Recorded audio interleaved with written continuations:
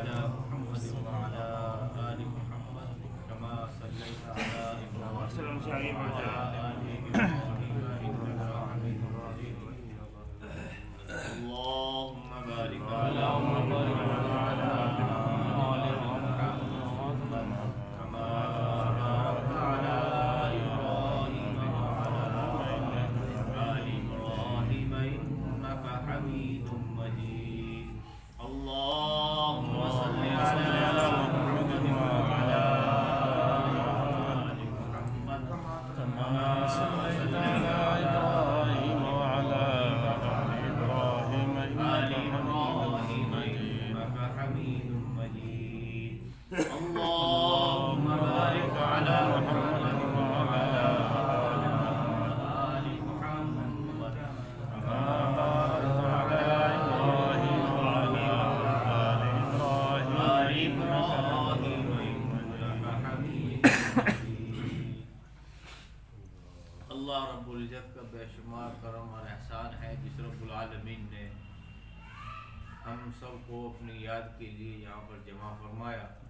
حق تعالی شانہ ہمارے اس وقت کے جمع ہونے کو قبول فرمایا. حضور اکرم صلی اللہ علیہ وسلم کا ارشاد ہے کہ ایسی مجلسوں پر مغفرت کے وعدے.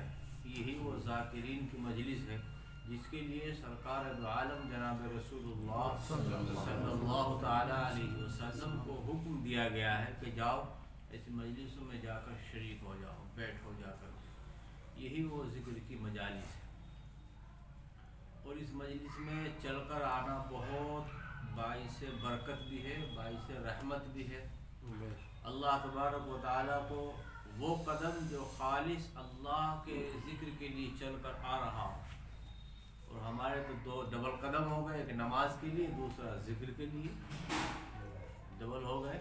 تو کیا ہے کہنا, اللہ تبارک و تعالیٰ نے نماز کی بھی توفیق دی, پھر اس کے بعد اپنے ذکر کی بھی توفیق عطا فرمائی. اللہ تبارک و تعالیٰ اپنے ذکر کی توفیق اس بندے کو دیتے ہیں جس سے محبت ہوتی ہے. والذین آمنوا اشد حبا للہ, کہ اللہ پاک ہر بندے سے محبت فرماتے ہیں. اب بندوں کو حکم ہے کہ وہ بھی اللہ سے محبت کریں, وہ بھی اللہ کی محبت میں آئے. اب جس کی محبت ہوگی وہی تو اسے یاد کرے گا, وہی تو اگر کے بیٹھے گا. ہمارے شیخ محترم فرماتے ہیں کہ یہ اللہ کا ذکر اتنی بڑی چیز ہے, اس کے فضائل کے لیے صرف اتنا ہی کافی ہے. اللہ کے ذکر کے فضائل کے لیے, اللہ کے ذکر کو کرنے کے لیے کہ اتنا ہی کافی ہے. بس کیا کہ اللہ تبارک و تعالیٰ نے جو انعامات اس پر رکھے ہیں وہ تو ہیں ہی, لیکن اللہ تبارک و تعالیٰ کا ذکر کتنا بلند ہے, کتنا اونچا ہے. اللہ اکبر. کہ اس کے لیے حضرت فرماتے ہیں کہ یہ اللہ کے ذکر کی تمام فضائل ہیں, بہت سارے فضائل ہیں, لیکن سب سے بڑی فضیلت تو یہ ہے کہ اللہ پاک نے ارشاد فرمایا کہ حضور پاک صلی اللہ تعالی علیہ وسلم کے ذریعے سے, ہمارے بزرگان اور اولیاء اللہ کے ذریعے سے یہاں تک فرما دیا کہ اللہ کا ذکر اگر ریاکاری سے بھی کیا جائے گا تو یہ اپنا اثر دکھائے بنا نہیں رہتا, کہ یہ فضیلت ہی اس کے لیے کافی ہے. اللہ کے ذکر کی فضیلت اتنی ہی کافی ہے کہ ہر عمل میں اگر کوئی ریاکاری آ گئی, کسی بھی عمل میں اللہ کے لیے کوئی عمل کر رہا ہو, کوئی نیک عمل کر رہا ہو, اس کے اندر ریاکاری آ جائے تو وہ ریاکاری کی وجہ سے بیکار ہو جاتا ہے وہ عمل. لیکن یہ اللہ کا ذکر والا عمل اگر ریاکاری سے بھی لے رہا ہے کہ لوگ یہ ذاکر کہیں تو اللہ اللہ کر رہا ہے, بھائی لوگ اس طرح سے بھی کہیں تو تب بھی اپنا اثر دکھائے بنا نہیں رہتا ہے, اجر و ثواب برابر ہے. اس مجلس میں اگر کوئی ایسے آ کر کے بیٹھ جائے, بہت رکا اتار رہے, بھائی کیا ہو رہا ہے دیکھو تو صحیح, کیا رکا بچار ہو رہا ہے, چلتے چلتے جا بیٹھ گیا تو اس کی بھی اللہ پاک مغفرت فرما دیتا ہے. یہی وہ اللہ کا ذکر کی مجلس ہے جس کا حکم دیا گیا ہے فضائل اعمال کے اندر کہ اس کی فضیلت بہت بڑی ہے. اللہ کے ذکر ہر اعمال کے اندر جان پیدا کرنے والا ہے, اللہ کی محبت کو پیدا کرنے والا ہے اللہ کا ذکر. اور یہ اللہ کا ذکر یہ نہیں کہ ایک آدھ دن کا ہے, ہفتے میں ایک دن کر لیا بیٹھ کر کے، چلو مجلس ہو گئی بیٹھ گئی، تو مسلسل کا کام ہے۔ ہفتے والی جو مجلس ہوتی ہے، ہفتے والی جو ہمارا اس ذکر کے اجتماعات ہوتے ہیں، یہ تو اسی لیے ہوتا ہے تاکہ ہمارے ذہنوں میں وہ چیزیں بیٹھ جائیں۔ ایک دن میں تو یاد نہیں ہوتی کیا پڑھنا ہے، کیا کرنا ہے، کیا بتا رکھا ہے، کیا بتانا ہے، تو اس کا ایک شوق پیدا کرنے کے لیے اللہ کا ذکر یہ ہفتے میں کیا جاتا ہے۔ اللہ اکبر۔ اللہ کے ذکر میں لگنے والا انسان مسلسل اللہ کے رحمت میں آ جاتا ہے۔ جو اللہ کے ذکر میں مسلسل لگا ہوا ہے، اللہ کے ذکر میں لگا ہوا ہے اور لگ رہا ہے، شیطان اس سے دور بھاگ جاتا ہے۔ شیطان کا سب سے بڑا کوڑا ہے یہ اللہ کا ذکر۔ شیطان چاہتا ہی نہیں کہ اس کا بندے کا تعلق اللہ سے جڑ جائے، اس بندے کا تعلق اللہ تک پہنچنے کا کوئی راستہ قائم ہو جائے۔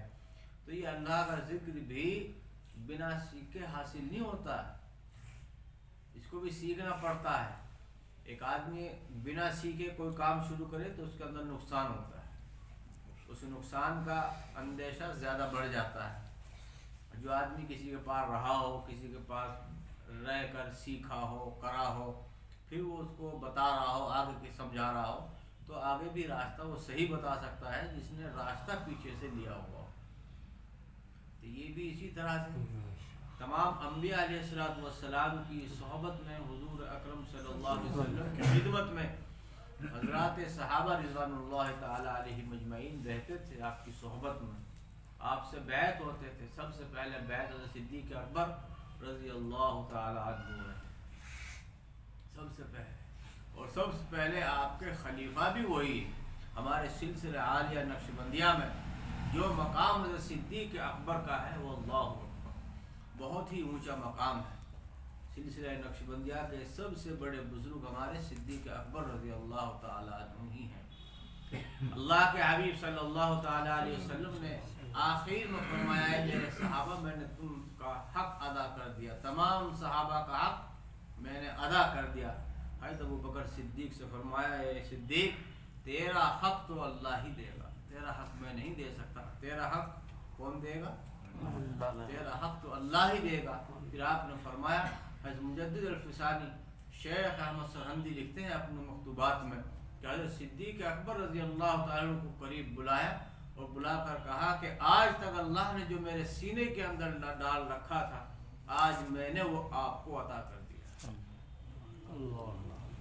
سلسلہ عالیہ نقشبندیہ کے سب سے بڑے بزرگ ہیں، اللہ اکبر۔ اور یہاں تک فرمایا کہ حضور اکرم صلی اللہ تعالی علیہ وسلم نے ارشاد فرمایا کہ اے صدیق یہی نہیں ہے کہ صرف اتنا ہی ہو کر کافی ہو جائے گا کہ میں نے آپ کو نواز دیا ہے، بس اب تم جانو اور تمہارا کام جانے۔ فرمایا کہ میرا بھی یہ وعدہ ہے کہ جہاں پر میرا مقام ہوگا، اللہ تبارک و تعالیٰ کے یہاں جہاں میرا مقام ہوگا، اے ابو بکر تیرا بھی مقام وہیں ہوگا۔ سبحان اللہ، تیرا بھی مقام وہیں ہوگا۔ فرمایا کہ اسی پر بس نہ کرنا، اور فرمایا کہ اور یہ ہوگا کہ جہاں پہ میرا مقام صدیق اکبر رضی اللہ تعالیٰ عنہ کا مقام بھی وہیں ہوگا۔ اور پھر آپ نے فرمایا کہ جو تیرے اس سلسلے میں داخل ہوگا اس کا مقام بھی وہیں ہوگا۔ سبحان اللہ۔ تو رہ جائیں گے جو سلسلے سے دور رہ جائیں گے تو وہ تو بچے رہیں گے نہیں۔ چاروں سلسلے برحق ہیں، سلسلے بہت سارے ہیں لیکن چار سلسلے ہمارے ہندوستان میں جانے جاتے ہیں، چشتیہ، قادریہ، سہروردیہ، نقشبندیہ۔ لیکن کوئی بھی بزرگ اس وقت تک کامل بزرگ ہی نہیں بن سکتا جب تک کہ سلسلہ عالیہ نقشبندیہ کے مراقبات اور اس کے اسباب طے نہ کر لے، جب تک کوئی بھی سلسلہ وہاں تک پہنچ ہی نہیں سکتا۔ اتنا اونچا سلسلہ عالیہ نقشبندیہ اتنا اونچا سلسلہ ہے، اس کے مراقبات۔ بہت سے حضرات کہتے ہیں کہ جب آپ کا سلسلہ نقشبندیہ ہے تو آپ ذکر جہری کیوں کراتے ہیں؟ یہ بھی ہے بات کہ آپ کیوں کراتے ہیں۔ یہ سلسلہ عالیہ نقشبندیہ خاص اور عام کی طرف منتقل ہوتی ہے۔ ہم اگر یہاں بیٹھ کر مراقبات شروع کریں جو ہمارے شیخ نے ہم کو بتائے ہیں، سمجھائے ہیں، مراقبات میں لگے تو آنے والا کیا سوچے گا؟ یہاں سو رہے بیٹھے ہوئے کیا کر رہے ہیں؟ سوچے گا نہیں سوچے گا؟ اور جب ہم آواز کے ساتھ میں پڑھ رہے ہوں گے تو وہ بھی آ کر کے بیٹھ کے پڑھنے لگے گا۔ تو یہ مجلسیں جو ہوتی ہیں مجلسوں میں تو صرف ایک یادگار دلایا جاتا ہے. اپنے جو وظائف اوراد و وظائف ہوتے ہیں وہ اپنے الگ بیٹھ کر تنہائی میں مل کر جس طرح بھی جس کا موقع لگے وہ اس طرح سے کرنے چاہیے. ان مجلس میں مکمل نہیں ہوتے، اس میں کبھی کوئی سا کلمات بتا دیا بھائی یہ بھی ہمارے بڑوں سے ثابت ہے، کبھی کوئی سا کلمات بتا دیا یہ بھی ہمارے بڑوں سے ثابت ہے. تو اس طرح سے کلمات کہتے کہتے کچھ حضرات کے تو یاد ہو جاتے ہیں، کچھ کے نہیں ہوتے ہیں. وہ اسی لیے بتایا جاتا ہے کہ دیکھو ان چیزوں کو سیکھنے کے لیے وقت لگانا پڑتا ہے تب جا کر یہ حاصل ہوتی ہے. ہمارے حضرت فرماتے ہیں کہ دیکھو بیان اور تقریر کا اب ضرورت نہیں ہے، ہر آدمی جاننے والا ہے، سمجھنے والا ہے، اور اشاروں اور عقل مند کو اشارہ ہی کافی ہوتا ہے.